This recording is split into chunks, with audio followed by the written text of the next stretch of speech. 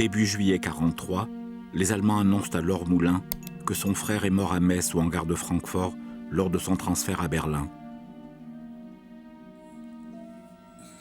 Oui, c'est un peu fou, mais on y croyait plus ou moins. Enfin, en tout cas, moi, je n'y croyais pas. Je dois vous dire que jusqu'au dernier convoi, j'ai attendu son retour. Vous savez, quand on espère contre toute évidence. Alors, je me raccrochais à cette idée, vous savez, les sont capables de tout. Dire que le chef de la résistance était mort, c'était une manière peut-être de désespérer la résistance. J'ai interprété ça comme ça, ce qui est un non-sens. Mais c'est vrai que j'ai attendu. Et à mesure que les trains arrivaient, que j'allais attendre, chaque fois qu'on m'apportait une liste, j'espérais. Oui, je vais aller jusqu'au dernier convoi. Je ne sais plus, c'était au mois de mai. Juin, je ne sais plus. Oui, je suis allé jusqu'au dernier convoi. On aurait pu l'oublier. Il aurait pu être sous un faux nom. Enfin, n'importe quoi. Mais quand on aime les gens, vous savez, c'est toujours n'importe quoi. Et puis, comme il n'est pas entré, évidemment. Mais, en fait, pour moi, il est toujours vivant. Il est toujours vivant. Et il n'y a pas eu de deuil pour moi, parce que la dernière image de Moulin, c'est une image extraordinairement vivante et qui est tout à fait présente dans mon souvenir, et il n'y a pas d'autre image. Et curieusement, la cérémonie du Panthéon qui a lieu 20 ans après, n'arrive pas à supplanter. Et il n'y a même pas superposition de deux images. Oui, Moulin est au Panthéon, mais en réalité, même quand je suis en train de vous le dire en ce moment, ça ne signifie rien pour moi. Rien. En décembre 1964, le général de Gaulle, président de la République, décide de transférer les cendres de Jean Moulin au Panthéon. André Malraux prononcera l'oraison funèbre qui immortalisera le chef du peuple de la nuit. J'ai appris par les journaux le transfert des cendres de Jean Moulin. Alors j'ai écrit aux compagnons pour leur dire, mais écoutez, j'aimerais avoir une place, ça m'avait oublié.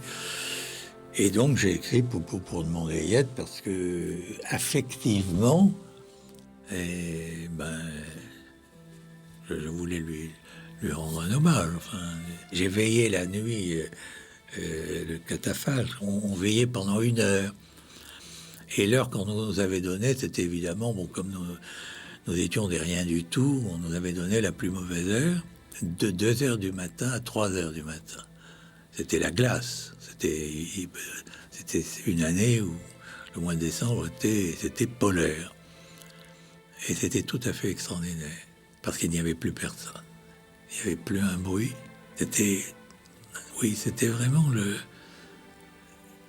l'adieu à Jean Moulin que nous n'avions pas pu lui faire, puisque la dernière fois que je l'ai rencontré, je devais le revoir la semaine suivante, à Paris.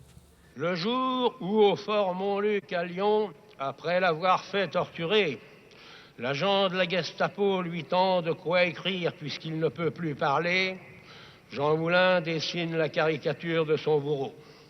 Son rôle est joué et son calvaire commence.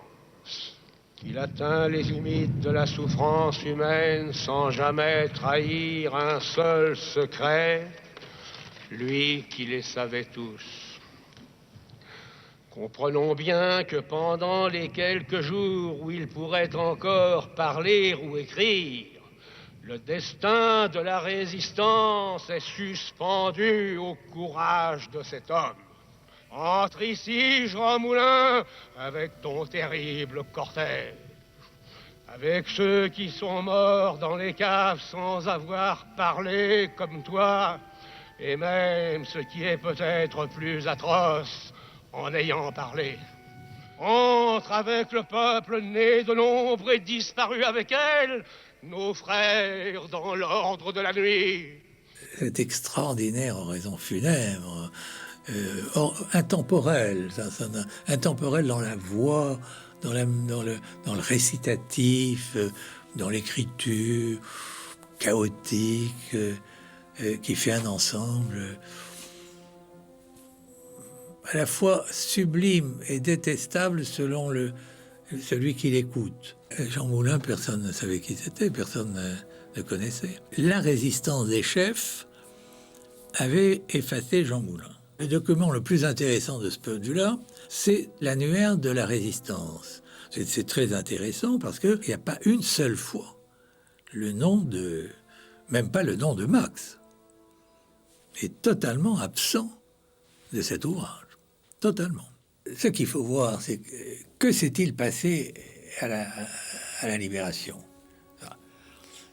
Probablement qu'aujourd'hui, on s'imagine, parce que c'est l'image que les anciens résistants ont voulu donner de cette époque, que les Français unanimes ont acclamé De Gaulle et la résistance, parce qu'ils se reconnaissaient dans cette épopée. Mais la réalité, c'est pas du tout ça. C'est pas du tout ça comme ça a été vécu.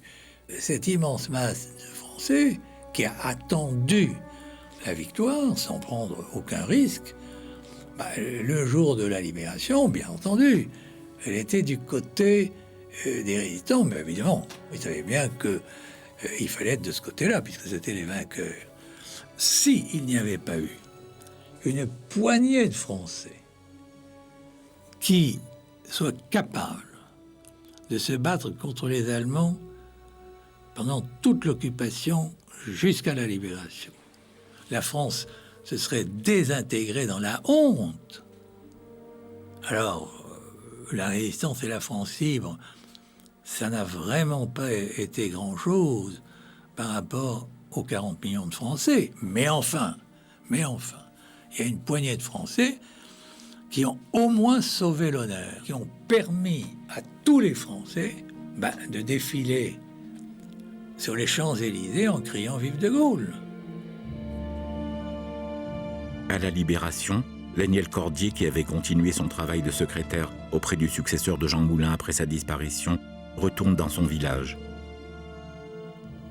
Je suis retourné voir ma famille, dont j'étais sans nouvelles depuis 4 ans, comme tous mes camarades d'ailleurs. Et à la fin d'octobre 1944. Mais est-ce que je les reverrai? J'avais une voiture rapide, il n'y avait personne, il faisait froid, il faisait très beau. Je me suis arrêté. Parce que je ne pouvais plus conduire, parce que je sanglotais.